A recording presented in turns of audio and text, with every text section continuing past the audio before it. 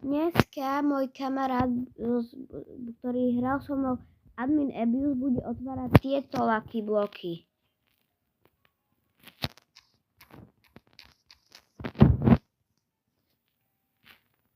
Ja som mu len napísal, že už môže otvárať. OK, tak on už začína ich otvárať, takže tu je prvý. A čo mu padne? Padne niečo dobré.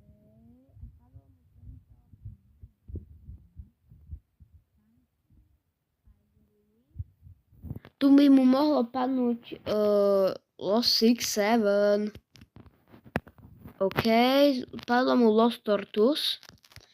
Tak tu mu určite padne 6-7, tak to bolo dosť ďaleko. To bol Karlo. Tu napadne. Čo mu padne? Crabble Limonetta.